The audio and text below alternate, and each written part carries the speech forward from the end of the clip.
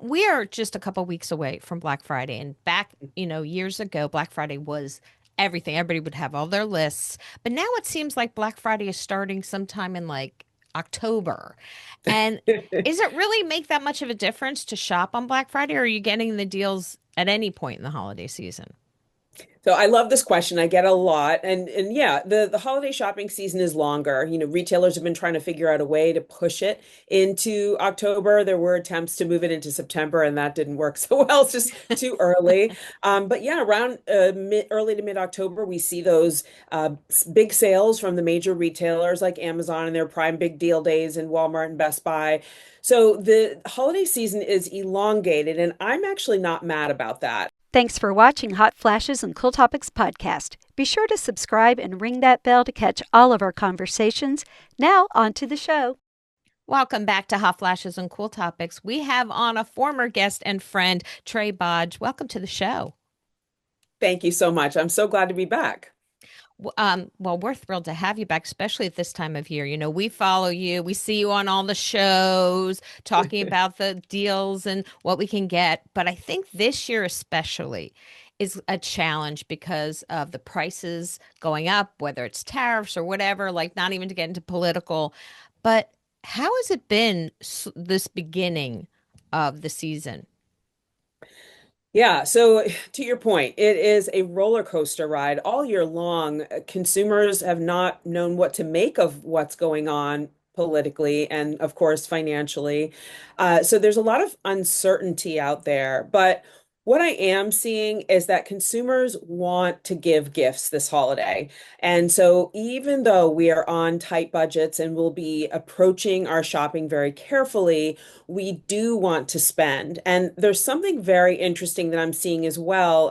Some interesting data from an Intuit QuickBooks holiday shopping report that people are going to be spending quite a bit this year, over $260 billion, which is a 25% increase over last year. And more than 40% of those dollars are going to go towards small businesses. And so I am very excited to see this. It's not only about the big guys. And so we're going to see spending that's going to be very careful. And a lot of that spending is going to support entrepreneurs in this country, which is fantastic to see. That that is great to see because there's different programs with large stores. Sometimes, how are loyalty programs and how are things like that? Are they going to, are larger businesses going to participate? Are there other things going on there? Yeah, so I am seeing larger businesses and smaller businesses really leaning into those loyalty programs and other benefits for their consumers. As we move forward with technology, there's so much automation that happens, and with that comes kind of an an impersonal feeling to everything that we do. And so it's really important for businesses, large and small, to lean back into their consumers. And part of that is by offering special benefits to belonging to a loyalty program, signing up for something free like that, because you do get exclusive discounts, maybe informative newsletters, things like that. That's a way to keep that consumer with you and supporting you instead of kind of having a bot for customer service, for example. That is so annoying Mhm. when It you is are on annoying.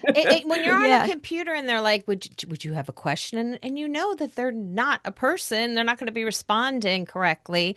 Yeah. We are just a couple weeks away from Black Friday, and back, years ago, Black Friday was everything. Everybody would have all their lists, but now it seems like Black Friday is starting sometime in like October.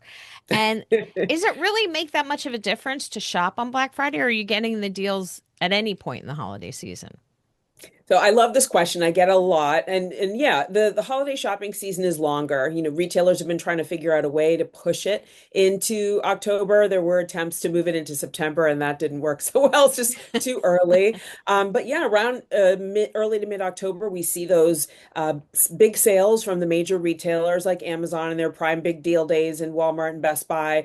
So the holiday season is elongated, and I'm actually not mad about that. I think it's better as a consumer consumer to have more time to give to thinking about gifts, having different opportunities to save on things, and also spreading our shopping across multiple pay periods can be very helpful if you're on a tight budget.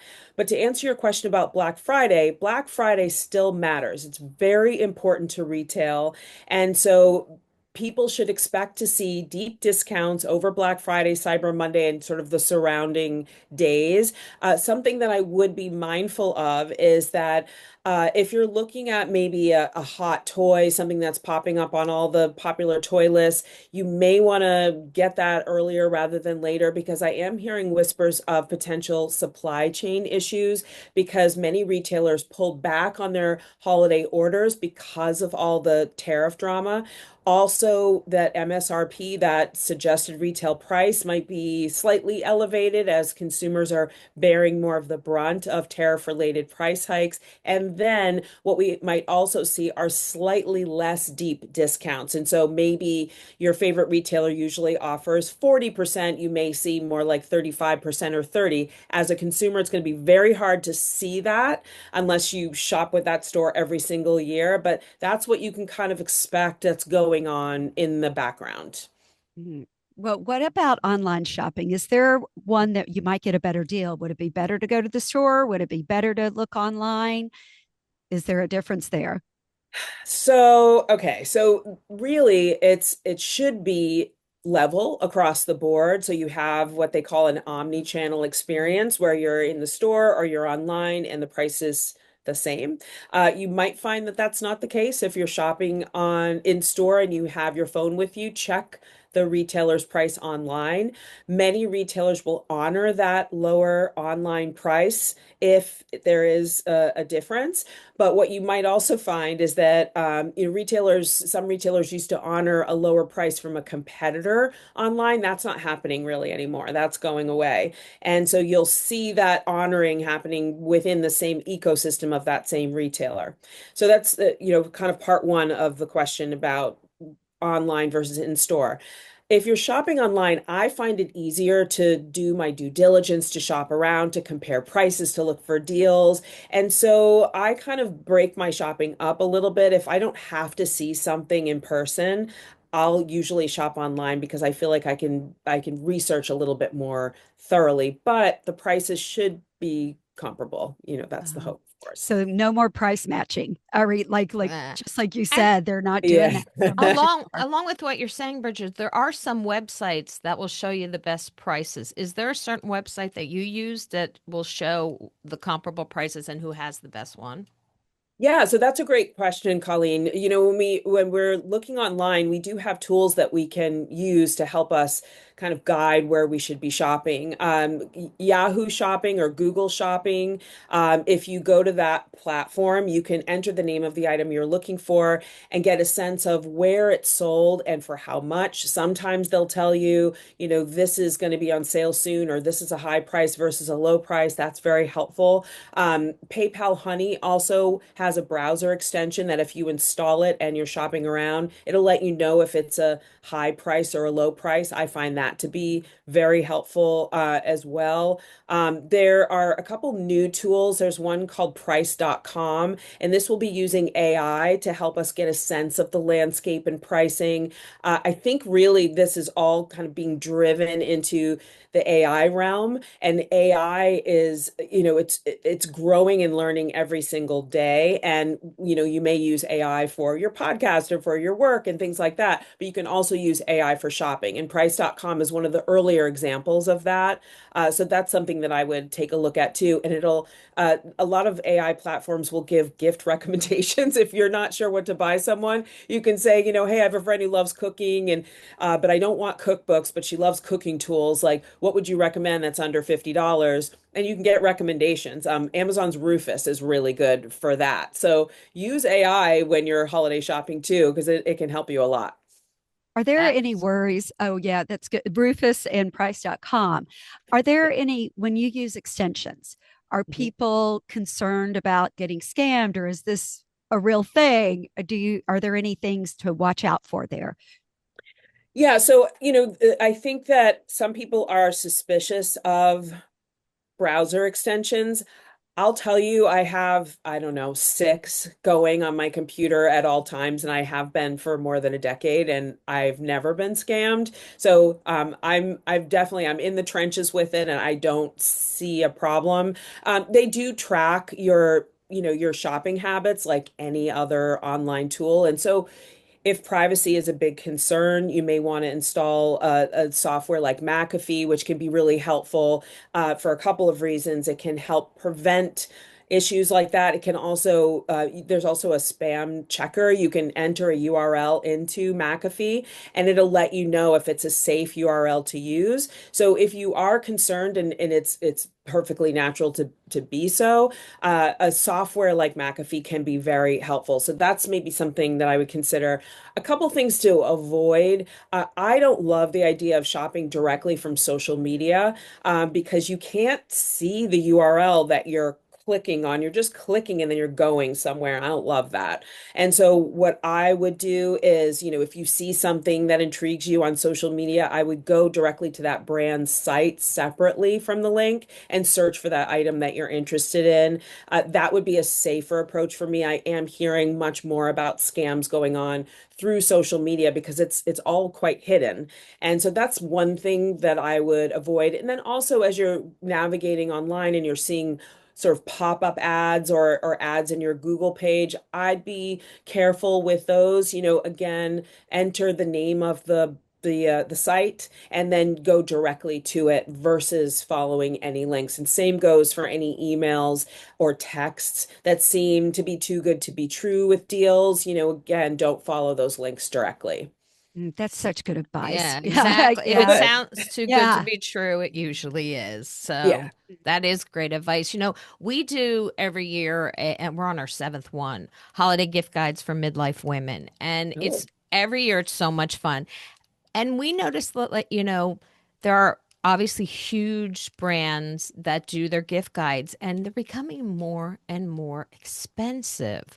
Like, Mm. I can't buy a suit for, a sweatsuit for $700. And the average person, I mean, maybe I could, but I wouldn't. You know what I mean? And Yeah. so, where can people start shopping besides our gift guide, where they can actually get some really cool items that are unique, good quality, but don't cost a fortune? I love this question. And I produce my own gift guides throughout the holidays. And so I test and try and wear everything that I'm writing about. And so my answer would be twofold. Follow your favorite content creators because they're actually doing the work and they're real people. Those larger gift guides sometimes they're often quite affiliate driven. And so maybe they're getting an amazing commission from the sale of that. And everyone needs to earn money and I get that. But are you showing me the very softest sweater, if you're getting a 50% commission on it? I don't know. So I think, follow your favorite content creators. I think that's a great way to go. And you know that you're getting something that's been really enjoyed by a real human. That's Right. the approach that I would take. Mhm. And, again, AI can be helpful when you're searching for something under a certain price point. But, is that product fabulous or not? Then you have to kind of dig into the reviews. And I love to read reviews, and especially those that are verified. Amazon has verified reviews, Walmart, many other sites as well, that it's a verified customer and not a bot that someone has paid for. So that's another kind of way to go as well. Yeah. How do you find out if it's verified? Does it say on there? I always forget how Yep, to it do says that. verified customer. So you know that that Okay. person actually bought the product. There is a way to game that system. I've received invitations to like, oh, if you buy this and then you review it and then we'll reimburse you. I'm like, what? Oh my God. So there's a way to game that too. So Mhm. it's always good to kind of have your sleuth hat on and look for those things that you know and trust your content creators. You can know and I mean, but then there's also they're getting affiliate too. And so I don't know. It's tricky. I Yeah. mean, I'm sure you guys try and test and write your guides very carefully. I know I do. So it's really just you got to pick and choose carefully. We Yeah. try It's to, always, yeah, yeah, we we've tried try to to do do that. that, like Bridget's favorites and then Colleen's It's favorites. favorites. Yes. Yeah. Yeah. And I always trust too if I'm online. I love the ones that come on and they say, "This is what I wouldn't buy." Like they will Hmm. say, "I've tried this. This is what I wouldn't buy. This is what I do like." I always there's content creators that do that, and then it kind of just gives me a little more trust to them as well. That's true. Yeah. I feel bad. Like I like to write about small businesses a lot, and I will just not write about something that I don't like because I feel Right? bad. But you're right. If someone's saying, "Yeah, I tried this chocolate and it tasted terrible," you know that they actually tried it and you know to trust their opinion. I just wish that Yeah, I had the nerve I to know To do it. that I say is just that. feel sad. I don't want to hurt someone's feelings. I that's will tell true. them on the back end, like, "Yeah, I didn't love that, but I'm not going to write about it." Yeah. Well, that is true. And I mean, who knows? Everybody's taste is different. True. So Right. That yeah. is true. But that's a really good point that everyone's taste is different in things. So let's get talking about the 2025 holiday season and what is hot and what is not. Because since our Yeah. demographic is midlife women, what are you finding the trends are for holiday gift giving for women, maybe, over 40? Sure. So a trend that I'm seeing that's been continuing for a couple of years is personalization. There are so many different cool personalized gifts that you can choose for someone and so they know that you gave some thought to it. It's just for them. So I think that's a great way to go. Experiences are also very popular. Spend time with the people you love. I was been having these conversations lately about how we all feel so connected because we see each other on social media, but like maybe you haven't seen that friend in 3 years. You know what I mean? Like, so connect with someone, take them out for ice skating or a fabulous tea that you read about that's really fun. Something like that is really great to do. And you could look at, say, Groupon or a similar site to look for discounts on those things. And then food. You kind of can't go wrong with like a fabulous food gift or wine or chocolates, things like that. We all need that and we'll all enjoy that versus maybe that thing that you're not sure if someone's going to use. So those are my picks for the holiday. And then maybe like my last one will be something that's secondhand. Now, this sounds strange. Secondhand gifting was very popular last year. I would expect it to be this year. And what I mean by that is like go into a Goodwill and go to the home decor section. You might find something really unusual and cool for that friend who's has a chic home and has stylish things on the mantle. Like maybe you could find something that they've never seen before. That's you could clean it up and package it up just for them. Something like that is really special and it's not something that everyone else has. So I like a secondhand gift because it's also very budget friendly. Yeah. Are there any places secondhand, either online? I know you said Goodwill. Any other Mhm. places that are common to shop at for that? I know also a lot of personal business owners, have secondhand places. Are there any online that you would recommend? Yeah, so online is a little bit tricky. Like I would say go to your Goodwill, Salvation Army, or a consignment store in town. And then if you're looking online, there are places that sell discounted secondhand items. Like an example would be mpb.com. They specialize in gently used camera equipment. So say you have someone on your list who wants a camera, rather than buying a brand new camera, get them a gently used one that's up to 40% off. Like that's a great way to go. And then there are lots of other platforms like that. There's also Facebook Marketplace. Platforms like that I think are really good to look at for used, unique, special things that are deeply, deeply discounted. I think Bridget's talking about everything but the house because she Oh, no, I do. I loves. am really bad about everything but the house. Have you There's been that's a on everything? website and No, do I not need to know about this? It's like it is a almost like estate sales online. Oh, So it's out of Cincinnati and they do ship. Now shipping can be expensive, but you can get some really, really good discounts on things there. And that sounds Colleen just cool. gave I'll it now check and that you out. bid on it. You bid on it. So it's like Oh, 4 days and you bid and then the highest bidder. she's been addicted to for years to everything I but have been. really?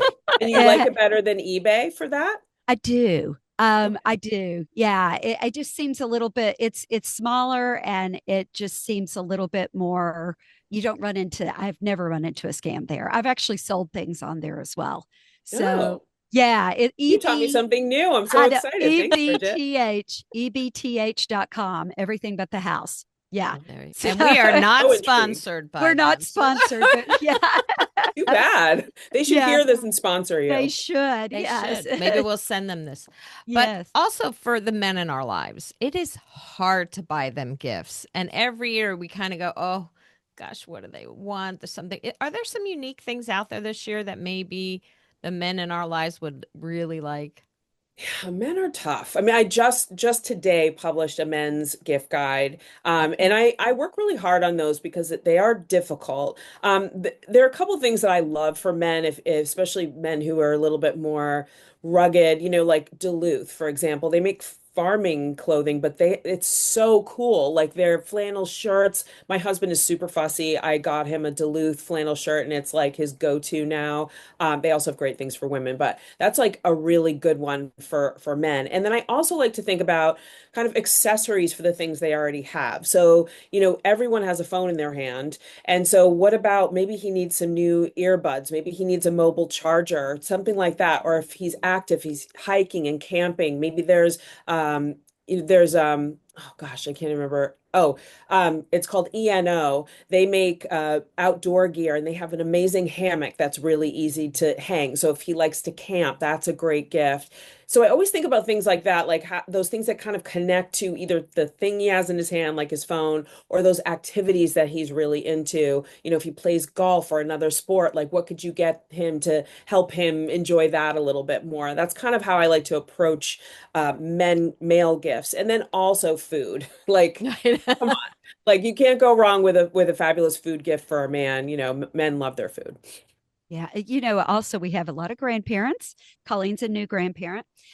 2 weeks old. Brand Wow. Yes, new little yes, brand grandson, new. my first one. Yes. Oh, I'm And jealous. I am too. I I am get too. that a lot, Yes. actually. My daughter is 19. She's like, Mom, I'm not having kids. And I just have one child. I'm like, what?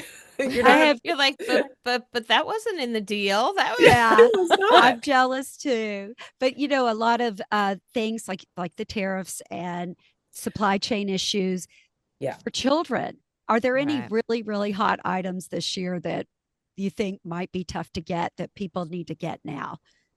Yeah, so I can't list specifics because in an effort to streamline my specialty, I don't look at toys anymore. And I used to cover toys a lot, and that's like a full-time job.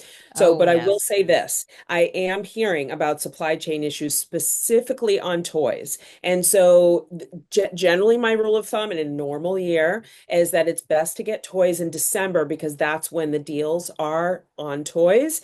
However, if your toy that you have on your list is on any of those hot toy lists, like Walmart's, Amazon's, Best Buy, anybody, you should think about getting it now, or at least keep an eye on it for Black Friday. You may not save as much as you would in December, but you don't want to be left out in the cold without that hot toy for your grandchild. So get your toys early. Do you think this year we might have delays in shipping items? Like, should people make sure not to wait to the last minute? Like, I know I'm last year not was kind of, hearing that actually. I am hearing that, the USPS just raised their prices. So I would expect if you don't get free shipping on something, it may be worth waiting on that item till you can reach that free shipping threshold at that specific retailer and then place your order. So I'm not hearing about delays, but I am hearing about price increases. And so if you ever try to ship anything at the post office, you know how expensive it will be. So free shipping is the way to go. If you can make that happen, you should. okay. Yeah. And what about last minute shoppers? I've heard before that you can get some really good deals if you wait till right before. Is that true or is that not so In much? certain categories. So typically I would say toys are great for last minute, but not this year. But anything holiday themed, the retailers are getting a little itchy near, as you get closer to the Hanukkah and Christmas holidays, those prices are going to go way down because they want to move that merchandise out. Once those holidays are over, they don't want that merchandise still on their shelves. And so they'll price it to move. Winter apparel is also well priced in December. So those are categories that I think you can kind of wait on. And we're still in that kind of race for fast shipping, which I'm waiting for this to be over. We don't need something tomorrow, from Amazon. I mean, we've come to expect this now, and I just don't think it's True. necessary. But, that fast shipping is going to be available. Do you want to wait until the 23rd of Christmas for a Christmas gift? No, because something unexpected could pop up and we could see shipping delays. I'm just not hearing whispers of them right now. So, I think, kind of last minute shopping is okay, but not to the 11th hour. Yes. Yeah, Right. absolutely. And we were talking before we got on air about how busy you have been. This is your season, and you Yeah. thought, what a great time to start a second company because you're not busy enough over the holidays, but it's a special meaning for you, and we really want to bring up the Threadneedle Alley Foundation. Can you talk about why you started it and what it is? Yes, so thank you so much for giving me the opportunity to talk about Threadneedle Alley Foundation. So, Threadneedle Alley Foundation was founded by myself and two family members to honor my mom, who was an OG entrepreneur. She owned a store for more than 2 decades on Threadneedle Alley in Newburyport, Massachusetts, when I was growing up. And so I learned all about entrepreneurship from her.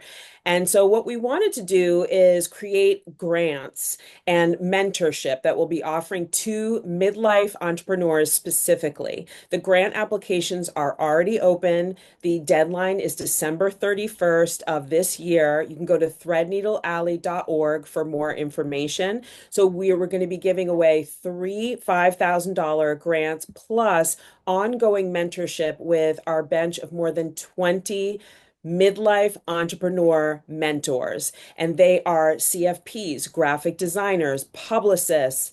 They can answer any question that you might have as an entrepreneur. And I almost feel like the mentorship is more valuable than the cash grant, just because these are some badass people, if I can say that. And so you'll have access to all of those people, plus a mentor who's going to be checking in on you every single month to see how you're doing, what help you need, what advice you can be given. And so that is Threadneedle Alley Foundation.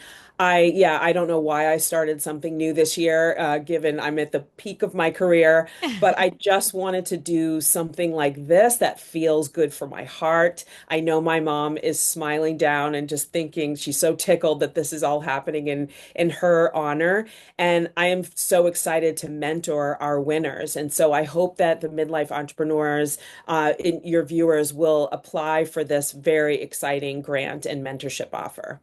Oh, that is wonderful. And especially for midlife women, doing this for midlife women, because so many think that, okay, I'm done. I'm retired. There's nothing more. But there is more. So gosh, thank you so much for doing this. And we'll Oh my make gosh, it's sure. my pleasure. I mean, I think Yeah. midlife is such a magical time. I'm 57. I am just getting started.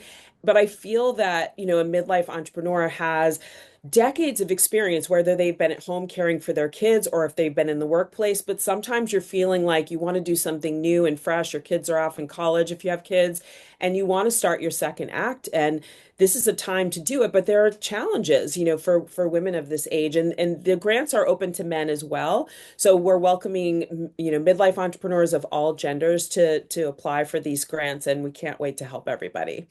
So it's over 40. They have to be in the US, and Mhm. does the small business have to be incorporated, or are there certain No, so the guidelines? only requirement is that you must be registered in your state. You have to have an EIN, which, Okay. basically you shouldn't be running a business if you don't Right. have that.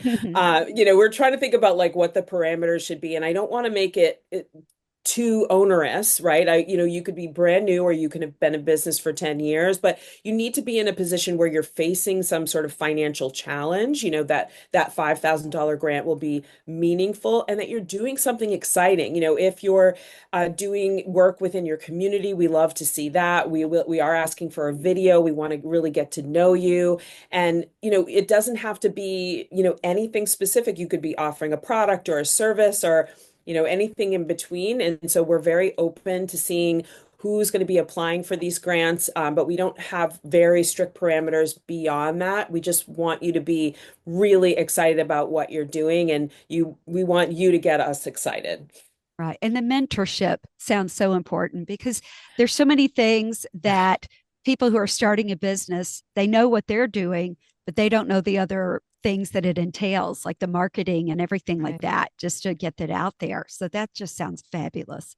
Yeah, there are so many things that are involved in starting a business and we can't be good at everything. Right. So to have that help, I mean, I have a huge whisper network of people I talk to. I'm like, what are you charging for this? And what software are you using for that? And not everyone has that. And it took me a long time to build it. And so we want to be that whisper network. We want to be able to help you with those little questions, those big questions that you encounter as a business person. Well, it's a beautiful way to honor your mom as well. Thank you. So that's why, and we'll have the link for that in the show notes as well. Thank you so much, Trey. Good luck with the grants and reviewing, just adding more stuff for you to do before the end of the year. But thank you for all your tips and what you're doing. And hopefully, we will talk to you again soon. Thanks so much for having me. It was great to chat with you guys again. Thank you.